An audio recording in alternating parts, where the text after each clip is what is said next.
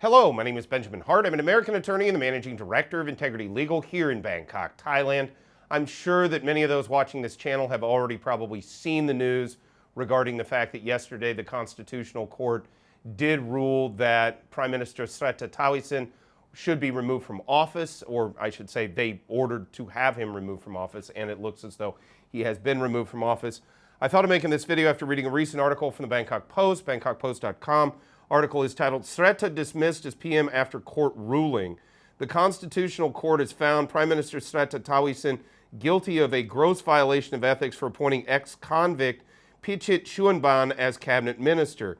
The ruling resulted in Mr. Srettha being dismissed after less than a year in office. The ruling on Wednesday also terminates all positions in the cabinet, but ministers will stay on in a caretaker capacity, with Deputy Prime Minister Phumtham Wechayachai serving as acting prime minister until a premier can be selected by the House of Representatives. And on another note, it's my understanding, and this is what I've heard anecdotally, I think there are some news reports of this, that the House, the Parliament, is set to vote on a new prime minister sometime this week. It looks like Friday.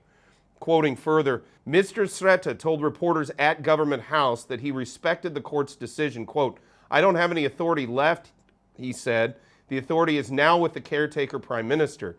If Mr. Phumtham is unable to assume the caretaker role, Deputy Prime Minister Surya Juangrongkit would take over," said Mr. Srettha. "The future administration will determine key," and this is a very cogent or a salient point, if you will. "The future administration will determine key government policies, including the 10,000 baht digital wallet scheme, the land bridge initiative, and soft power projects." I'm going to get into other videos on this channel later well, hopefully we'll have some more done up for later today, or at the very least tomorrow.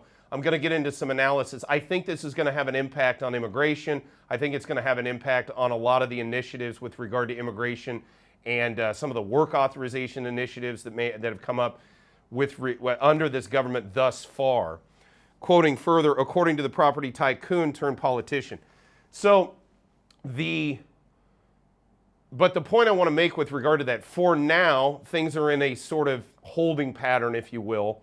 The prime minister is removed. We now have a caretaker government again. We've dealt with this before, very similar to sort of the transitional phase after the polling about this time last year, where we saw the new government we saw the new government transition in after a caretaker government following the polling last year. Now we have a situation where we have a prime minister removed by the Constitutional Court. We're back under a caretaker government. Again, they may vote in a new PM by the end of the week, so it may just be a very brief interruption and things may move on rather quickly.